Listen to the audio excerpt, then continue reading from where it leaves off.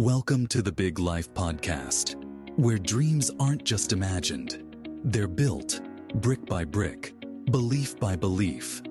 Hosted by Neal Oates Jr. and Robin Lewis, this show is your invitation to discover your amazing capabilities, invest in your growth, and unleash your potential in ways you've only dreamed of.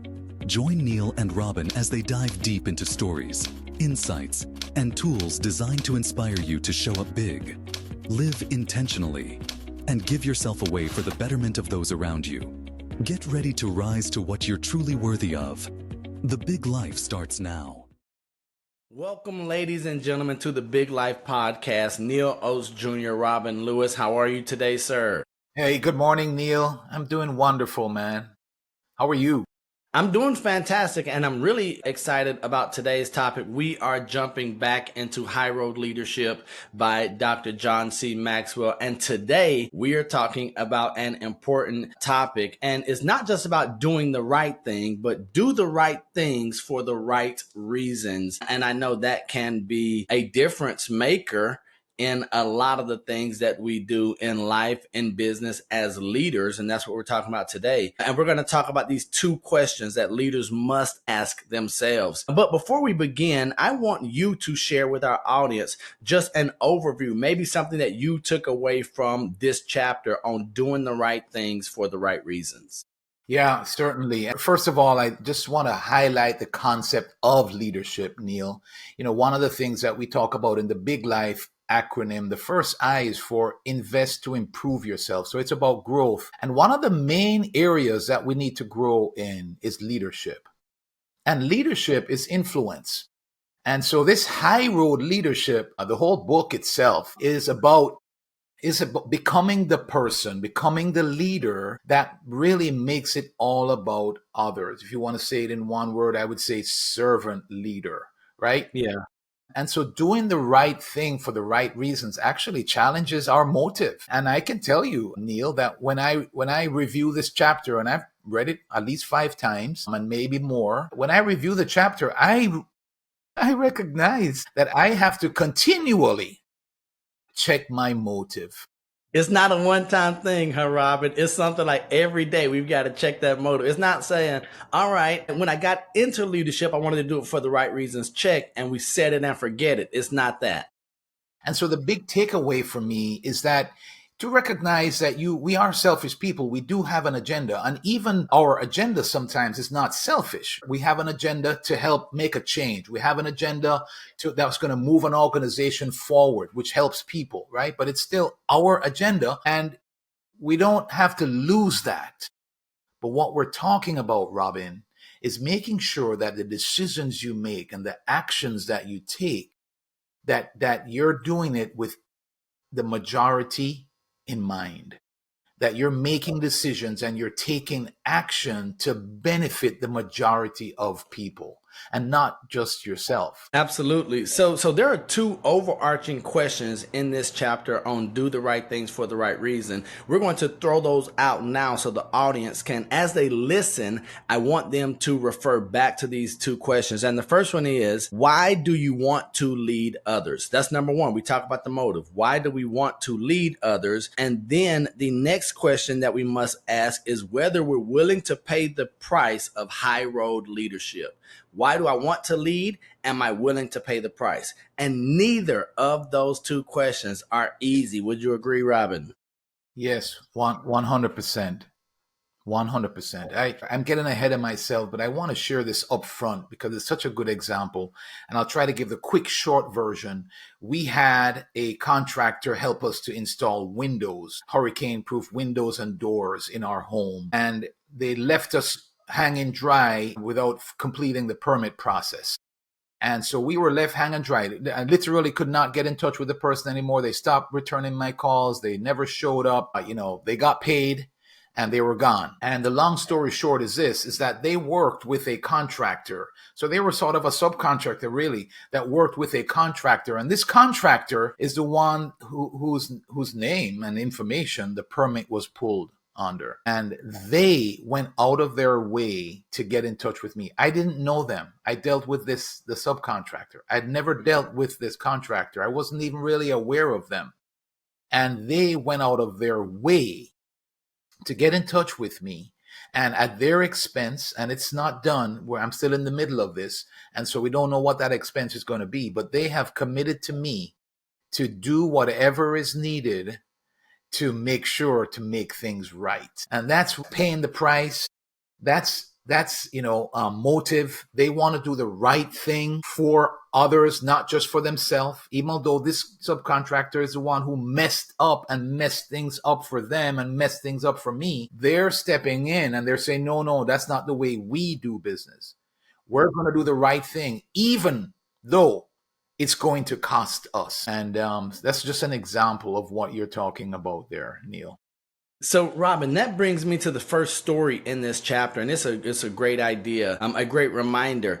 John is talking about his dad being a good leader, but dealing with difficult people, right? How many of us as leaders can identify being a good leader? And no bragging, but we know that we're good leaders, but we find ourselves dealing with difficult people or situations. But what I love about this is when John Maxwell saw the way his dad handled a situation, his dad unknowingly set an example for John to follow. He said, that's the kind of leader I want to become. Yes. Right. And so I'm asking the question of myself, am I the type of leader when someone watches me, when they hear of things that I have done, that they're going to say, that's who I want to be. I want to emulate him, and not the accolades, but the way that he serves, the way that he handles individuals, and the motive behind what he's doing. And you just mentioned this idea of the standard that this contractor and this company that they're setting, this reputation.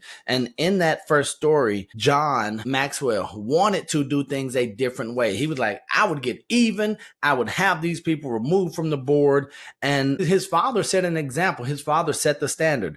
That's not the way we do leadership here. If you're a Maxwell, you have to take the high road. So just share with me, because that's the way I picked it up from my mother, my father. There were a couple of pivotal people in leadership, even as an adult in the real estate industry. For instance, Deborah Boza-Valador, Teresa King Kenny. These ladies said, Neal, if you're part of Miami, if you want to be a global leader, this is how we do leadership. It might not be the way that the world does it. It might not be the way that other realtors or other business owners do it, but here we have a standard. So I would love to hear maybe someone that set a standard for you. In addition, for both of us, we know Dr. Maxwell has done that. But in addition to that, who did you see? And then what standard did they set for you and that you're still trying to live up to? Because I know that we're always trying to improve. Yeah, certainly my parents also, one of the things my mom. Robin, we are spoiled, aren't we? Well, I'm going to say we're blessed to have parents Amen. to set examples for us. Amen. Blessed, without a doubt. One of the legacies that my mom left, she passed away 7 years ago, is to make it easy for people to see God in you. Make it easy for people to see God in you. That's a high standard, sir. A very high standard. So it's about forgiveness. It's about love. It's about treating others the way you want to be treated. That's one of the things that John talks about in this chapter, that do unto others as you'd want them to do unto you.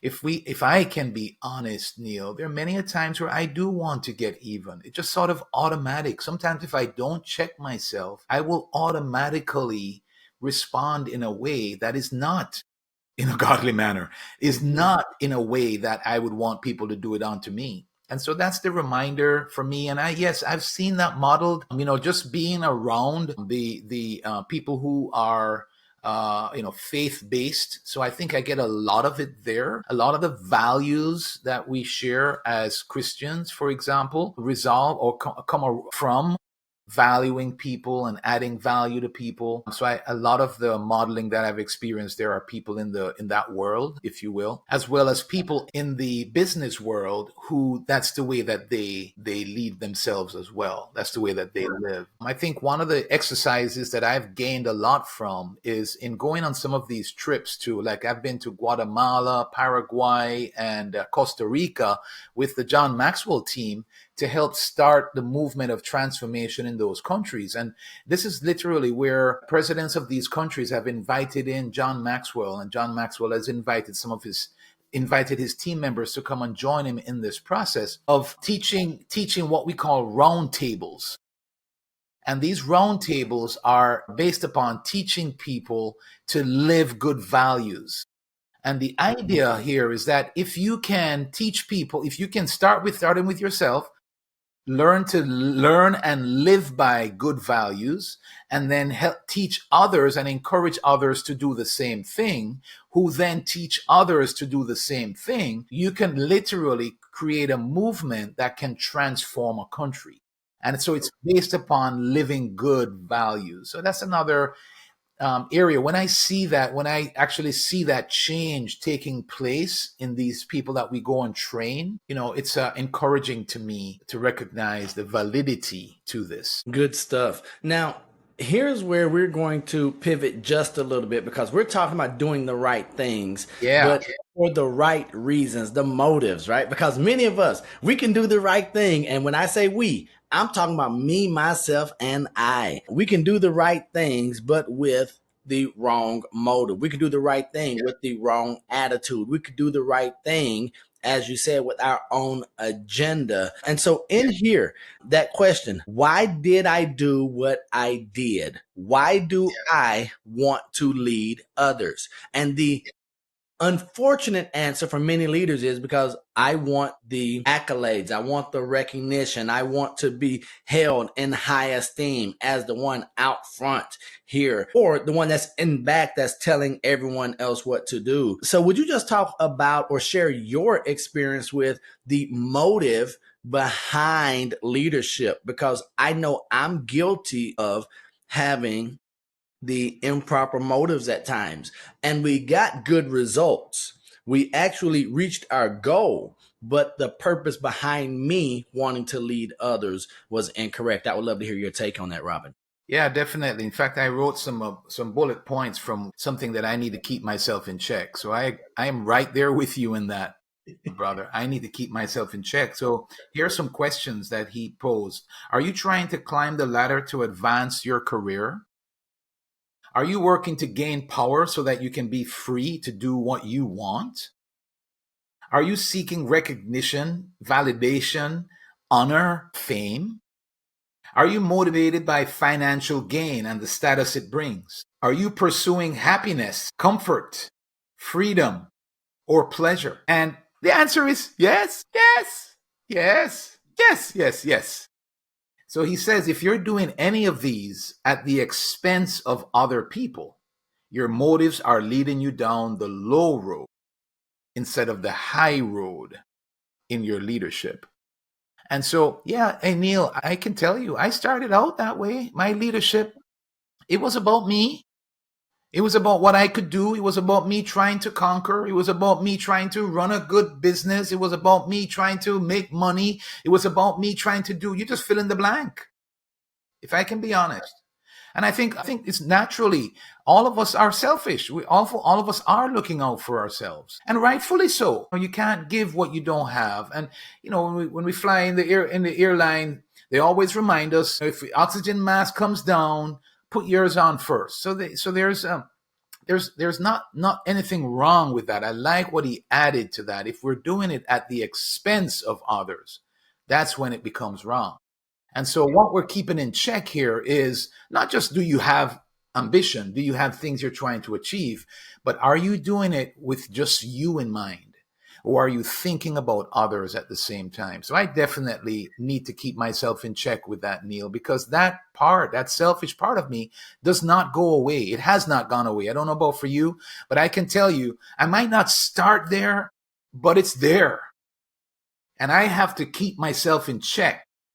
I do. People might be asked, what do you mean by that? I have to think about my motives here. I have to think, am I thinking about other people here, or am I thinking about Robin? You know, when I look at my day today, when I look at the people that I'm meeting and the things that I'm doing, is it about me, or is it about me serving them and adding value to them? I try to, you remember, you and I talked about the idea of focusing on sowing rather than reaping. So the sowing, that's kind of another thing we're talking about here, folks, is, are you about serving others and adding value, sowing seeds that add value to others? Or is it about you? Because yes, I can sometimes get lost in, hey, what the results of this could be. You know, if I do this, whoa, that could be a good payoff over there. It's very easy for me to be looking on that. Yeah. So Robin, I do want to remind our audience that you keep saying the same thing that I feel and that I have mentioned, is that we could start with the right intention. We could wake up, we could start this journey, we could start leading for the right reason, but somewhere along that leadership journey, we just find ourselves drifting just a little bit. It's not a sharp turn, right? It's just we find ourselves moving closer and closer to that ditch where it's all about us. And in here, Dr. John Maxwell asks, do you know why you want to lead others? Do you know why you do what you do when you interact with people? What drives you? And so I want to speak to the audience who's listening to us, who came across this podcast episode and who are saying, well, yeah, that sounds good, but I need to take care of myself. I still have quota that I need to reach as a leader in my organization. The bills still need to be paid, right? My significant other is looking at me saying, honey, if you don't do this, we can't have. And Robin is sitting here, Neal, they're sitting here telling me to serve, to not be focused on myself, to give, make sure that my motives are for the betterment of everyone. But doesn't that mean that I'm going to be lacking? Doesn't that mean that people are going to walk over me, that they're going to take advantage of me? So what would you say to that individual, Robin, who is saying, yes, it all sounds good, right? My motive is to help others, to serve others, yes, to be philanthropic, but end of day, I have to take care of me. What would you say to them? Yeah, I say right on. What we're suggesting here is that you're taking care of you, but not at the expense of others. Oh, So I like that. you are thinking about others in what you are doing. And the reality is that, you know, if you think about that long time quote by Zig Ziglar, if you help enough other people get what they want, you'll get what you want. Is And that so, true? yeah, haven't you found that, sir? I mean, Now, for me, I found it, but I thought I might be the unicorn. I might be, it might just be me and Zig. I yeah. didn't know Robin was in the group too, man. Yeah, and a whole lot more, right? A whole lot more. That's the reality. I think what John is onto here actually is that that's really what life is all about. You know, in the Big Life acronym, we call it the G, give yourself away. So you're giving you're a part of a higher calling here. You know, this world, this earth that we live on, with one small exception, consists of others. And we're put here on this earth to serve others. And the more that we serve others and the better that it is for others, it's the better it's going to be for us. That's just a truth in life, because we're kind of all in this together. And in fact, we're put here for that reason. I believe that our purpose is found in how we're serving others. And so if nothing else, the fulfillment and significance that you experience as a result of serving others makes you rich. There is something about that money can't buy, Mm-hmm. right? But here's the reality, Neal. Here's the reality, brother. When don't we have people? You think about it, listeners. Don't you have people in your life that have poured in and they have added value to you? And what you want to do now is you would do anything to serve them. Do you have Absolutely. one person in your life like that? That you would consider that kind of person, that you would go to whatever length you have to go to serve them.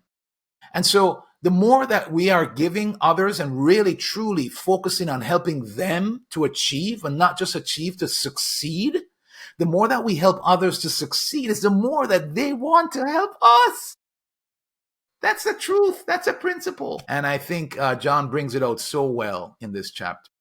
So Robin, there's this thing my mom told me many years ago. She said that as long as people owe you, you're never broke, right? So I have made Changing. That's a good one. so I have made it my purpose in life to do exactly what you did. I want to outserve everyone I meet as to put them in a psychological debt in a good way. I want people to owe me favors. I want people to say, man, Neal has treated me so good, I can never repay him. And the only reason I want that is because I've had others do that for me, and I am trying to repay them. And it is a good feeling trying to find ways to repay someone who opened doors, who guided you, who spoke kindness into you when you thought all hope was lost. And so I'm like, man, I have, and it expands my mind, right? I'm still trying to figure out how to repay a very close friend of mine who was there when I called him when our house flooded, right? And so I'm like, hey, friend Robin, what do we do? And he guided us on the right path. And now we're sitting in a house today with new appliances, new floors, didn't have to come out of our pocket for anything. And that's the kind of stuff that and this goes all the way back to an audience, when Robin helped us decide on our homeowners insurance policy and our flood policy, you came in and said, this is the cheapest.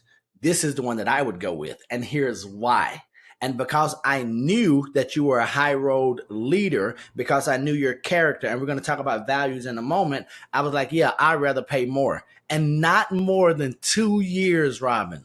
Crazy, right? 2 years, I'm having to use the very thing that I paid more for, but I heeded wise counsel.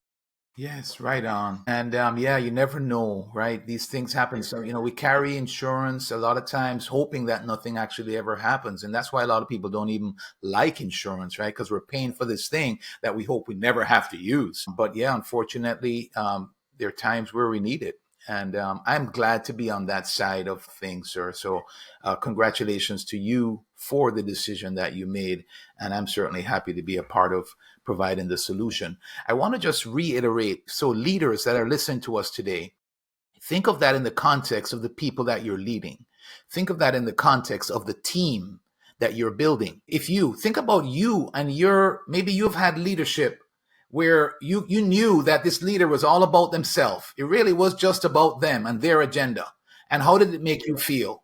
And how motivated were you to give your best to that leader and to that organization? And then so think about a leader who has made it about you, and how did that make you feel? And how motivated were you to serve and help them, knowing that they had your best interest at heart? And so now you have a win-win situation. And that's what we're talking about here for leadership. This is the leadership lesson today. And we're saying, think about your team. Put your other team members ahead of you. So you're focusing on what you can do to help them succeed.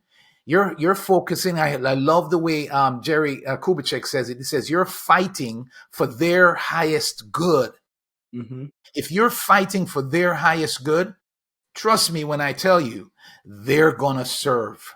They're going to give their best. It's going to be a win-win. The agenda will carry on. The agenda is not being thrown out the door here by any means. And so I think it's a relevant question, Neal. So let's get to some of the things now that, the whole thing about this is that we all need to change, right? It's about our character. It's about the values that we are actually adhering to, that we're actually being guided by, that we're living. And so the good news is that we can change. And so I think I love that part of it. And so if we can jump into some of that today. Absolutely. They say that, you don't get what you want, you get who you are. I think it's applicable here. There's a quote in the book that John Maxwell quoted Mahatma Gandhi that said, a man of character will make himself worthy of any position he is given. And so that is about character. So we can work on our motives. That's the point here. We can actually change. So what's your thought? And we can jump into some of those. Oh, so I agree wholeheartedly, and I'm ready to dive into these motives. Here's what we're going to look at right now, ladies and gentlemen, where John Maxwell says here, the right values help you stop making wrong choices. And I think too many times we don't look at the foundation, we only look at the facade. We don't look at the cause, we only look at the effect. But if we have the right values, the choices will be easier. So, Robin, I'm ready to dive into these, sir.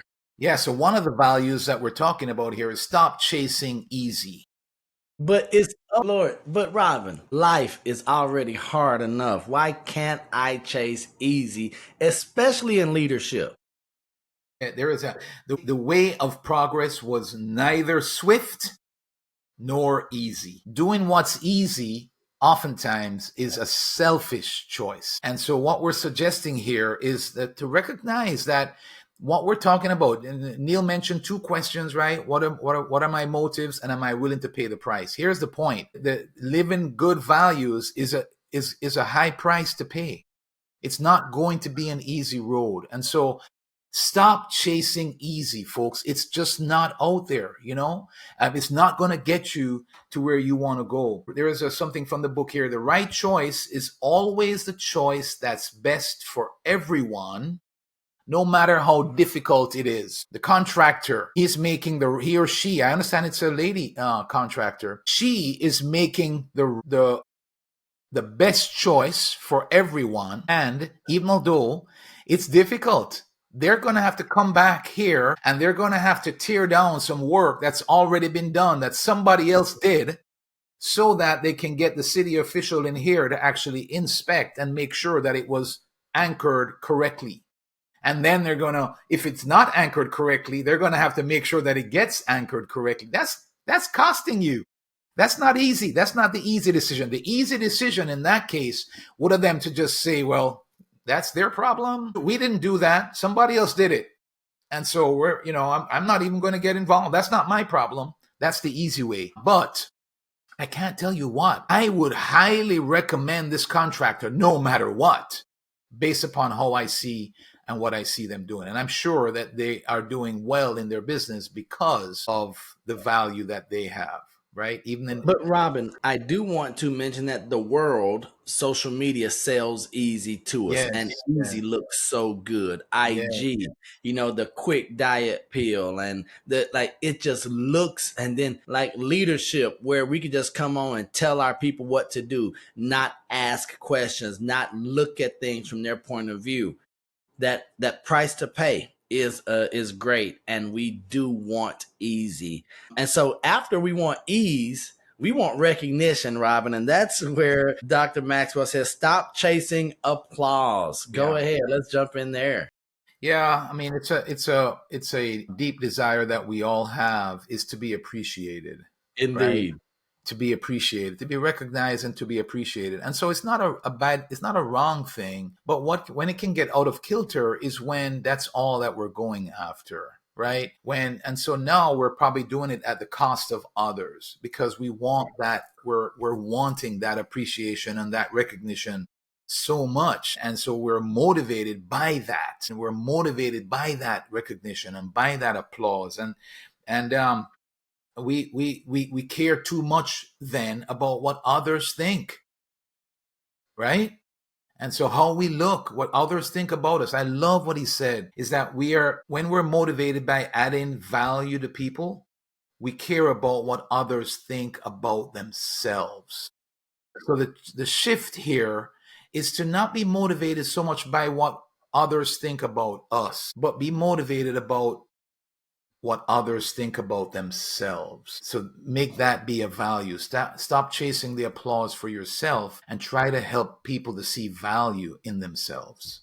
Yeah. And so as I read this, I'm seeing how John Maxwell is building a beautiful building here. He laid that foundation, talking about, hey, first we want to do what's easy. Then we want to do what's popular. After ease and popularity, there's this thing called being right. And all of us want to be right. We want to wag our finger and say, I told you so, I knew it. But John Maxwell is encouraging us to stop insisting you're right. And so I go back to the idea, do you want to be right or do you want to be happy? Right? That's one of those things where you'll hear some older men say for a happy marriage, jokingly, especially in the African American community, where they'll say, do you want to be right or do you want to be happy? Right. And so this is where I'm going to say, do you want to be right or do you want to be effective? Do you want to be right or do you want to be impactful? Do you want to be right or do you want to fulfill your destiny? And I think that's important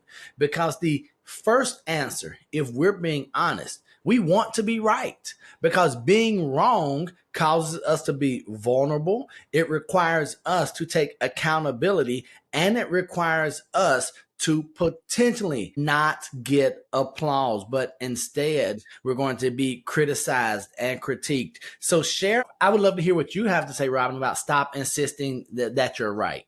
Sir, this is one I've shared with you before that I still struggle with today. I recognize that it's something that I have to get better at. And it especially shows up with my family. There's sometimes I get into that sort of, want to prove myself right, with my dad, for example, when it comes to religion and our faith, and I even feel so immature, even saying this on the podcast, man. When I think about it, that's so silly. And I have come a long way. But what it ends up doing, what I've ended up doing in that process, this is what I want our listeners to hear, is to where it then becomes where we devalue people. And so what we're doing, like Neal is saying, is when we're fighting to win, we're putting ourselves in a position to where we're going to cause this separation and friction rather than being together and moving forward. Also, it is so arrogant of me to think that my way of seeing the whatever the issue is the only way of seeing the issue or the principle or perspective or whatever it might be. And that is so arrogant because there are so many ways to see something. You know how it is, you can have 4 people walk down the beach on the sand and the sky and all 4 of them will tell you a different experience that they experience of that same place that they walked together. We all have a different perspective. And so it's so arrogant of me to think that I know the way and the only way. And so it also prevents me from being open to learning and to expanding my perspective. But I think the clear thing that it does is that it separates and you can devalue and you can cause hurt and pain. You're less inclined to have influence with that person, right? Do you want to be right or do you want a relationship? And really quickly, Robin, oftentimes we aren't thinking about that in the instant, right? We're thinking right. And then how many times do we have hindsight, which is 2020, where we're like, I was right, but I lost a friend. I was right, but I damaged a relationship. I was right, but I missed an opportunity or ruined an opportunity. Exactly. So it's not so much Robin, reminding myself, Neal, it's not so much about the issue. It's more important about the human being. That's what you want to be right about.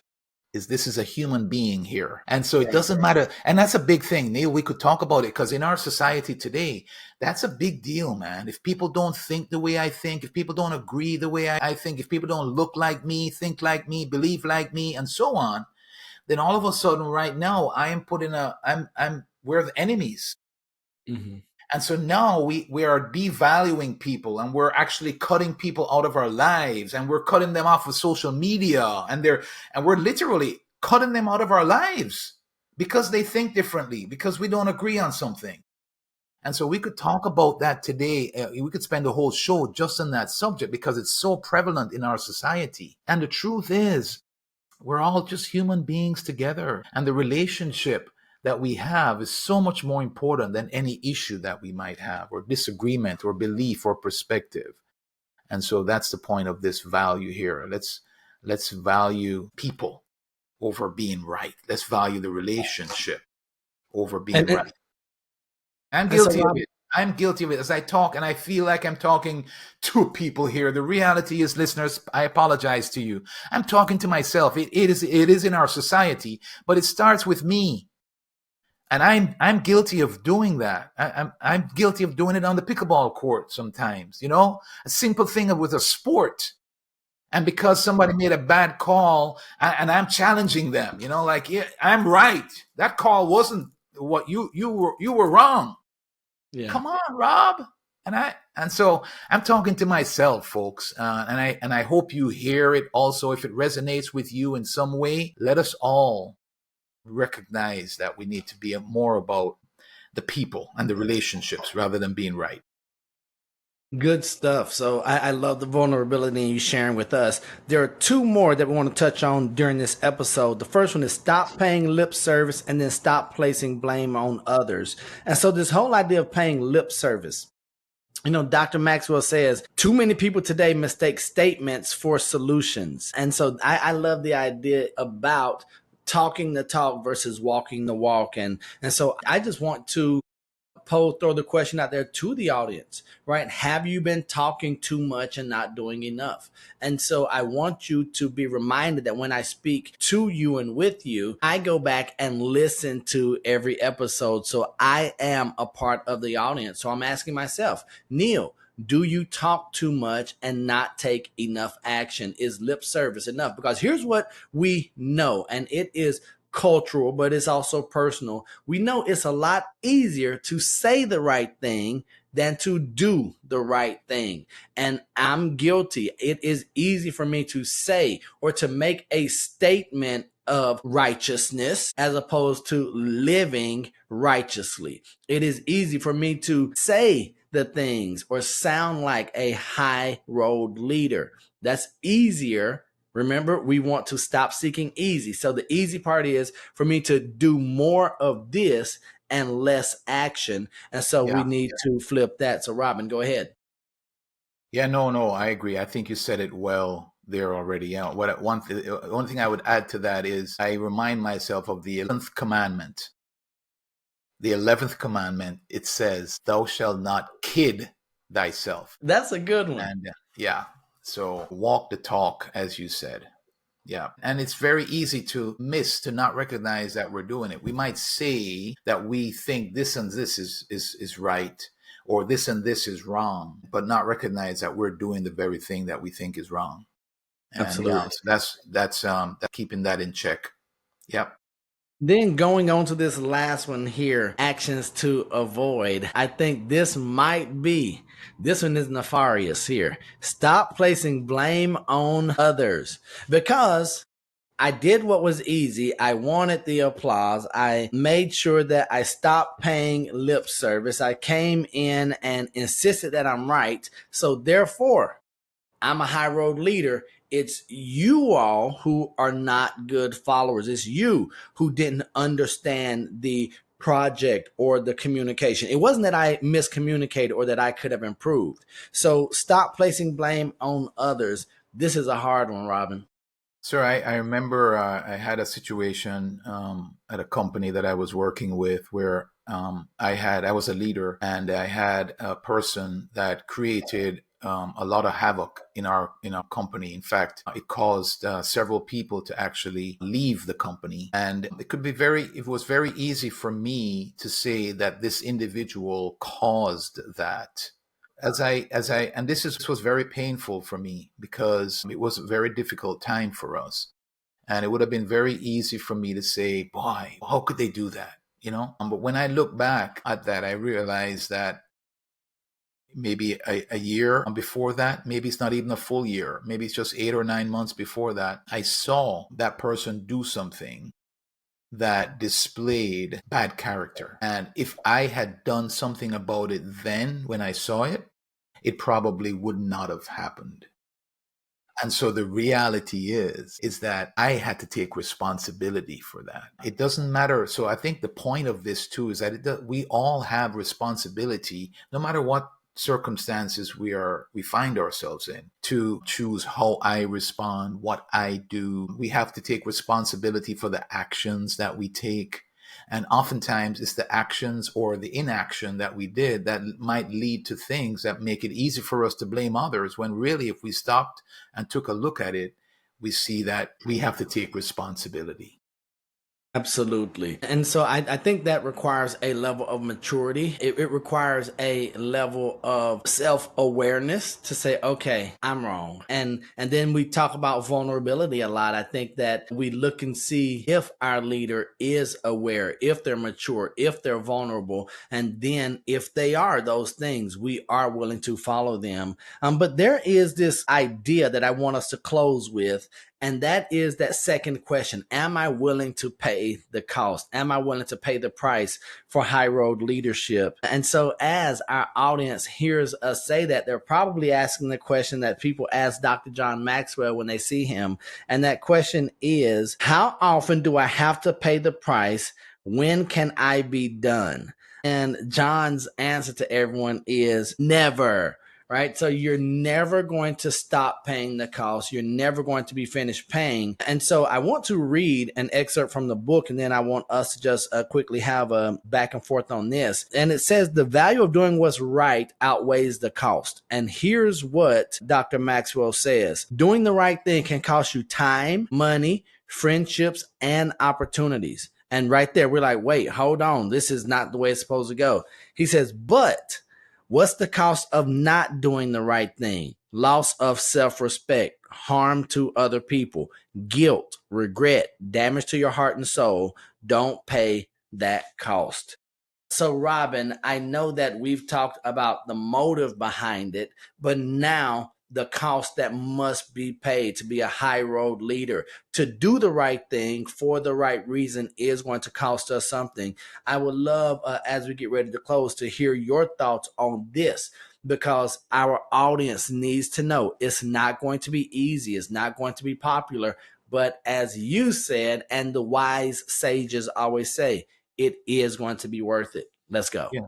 Yes, sir. I think it even starts at home, right? Wouldn't you agree? In marriage, for Absolutely. example, if you think about it, even just in that simple context, those of you who are married out there, those of you who are not, you might be surprised to hear this, because oftentimes when you're not married, you think it's going to be hunky-dory, a bed of roses. It's going to be easy stuff. But the reality is, what you're doing in a marriage is you're working your way towards this. You don't start here, but you're really putting the other person above yourself. And so that's not going to be easy. There are times when you're going to need to do things that you don't want to do. There are times when you're going to need to lose sleep when you don't want to lose sleep. There are times when you're going to need to wake up early. Just that is price. There are times when you're going to have to eat crow. There are times when you're going to have to do stuff, right? That's just a part of it. The reality is that everything worthwhile in life is uphill, and it's uphill all the way. And so you don't coast. You don't coast going uphill. Going uphill is strenuous. Going uphill is hard. Yeah, going uphill, you have to be intentional. So the practical side of that is that, you got to wake up early. I woke up extra early this morning to sort of review and prepare and pray so that I could be ready to share with our listeners today, Neal, as I know you do. That's not easy. That's paying a price. I could come and just try to wing it here this morning, but that's the easy route. And I won't be giving you my best. I won't be serving you that well. And I humbly say that because, like you might be listening and saying, well, you aren't serving me still. Hey, Robert, hold on. If they say that after listening to this entire podcast, they need to not kid themselves. They need to obey that 11th commandment. Yeah, well, you know what I mean. Like there's always room for improvement, right? I could always get better, but I'm serving you. The point here is that I'm giving you my best. And giving you my best is not easy, right?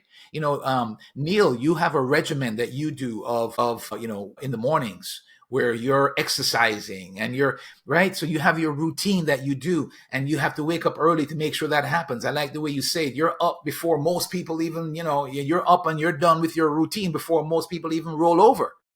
That's not easy. That's hard. And, making decisions that affect people. Sometimes people want you to do something that is not right for the majority, and you might lose a friendship over it. You might lose business over it. People might be asking you to do things that is not right. And if you don't do it, you're not going to get that deal, right? That's a price that you have to pay. You're going to make decisions in your leadership that affect people. that maybe it affects your bottom line. That's a price that you're going to have to pay because you know that it's the right thing to do for others. So there's so many ways that when we look at this thing, there's a price that has to be paid. And if we approach it from that vantage point, that there's a price to this, then we're going to pay it easier because we understand that we're doing it because we want to do the right thing. And doing the right thing requires us to pay a price. That's my That's thought. absolutely correct. And so fantastic words there. I want to close with something that John Maxwell mentions here in this chapter. He says, on the high road, you may lose ground, but you will gain growth. You may lose power, but you will gain strength. You may lose money, but you will gain wealth. You may lose celebrity, but you will gain credibility. And so I want to leave the audience with that and be encouraged that as you do the right things for the right reasons, the universe, God, karma says that you are going to win. We reap what we sow. So if we sow generously for the right reason, we are going to reap a bountiful harvest. And when Robin was mentioning paying the price, I want to thank our listeners for paying the price of attention, of commitment, of diligence, and locking in with us here on this episode. It is Robin and my heart, our desire to help you improve, to help you move further along that journey. And so before I close, Robin, anything you want to say to the audience today? Yes, we love you and we're glad that you're here and we are in this together. As Neal always says, we are practitioners that have to take heed to what we're sharing with you today as well. And so welcome to be on this journey. We welcome you. Thank you for being on this journey with us. And we look forward to continuing on. Stick with us. And please, we want to hear about your successes. Maybe there are decisions that you've made. Maybe there is things that you have achieved and that you would say, because you heard this on our podcast, on one of our shows, that it caused you to make this decision or to take this action. And as a result, you've achieved better results in your life. We would love to hear those stories. Please share them with us. We know that they're out there and we ask for you to share them. And we'll be glad to mention you on the podcast as you do. Absolutely. And you can find how to contact us in the show notes wherever you are listening or watching this podcast. Robin has mentioned it. I want to remind you that we love you. God loves you, and there's nothing you can do about it. And until the next time we see you or you see us, we're right there with you. Bye.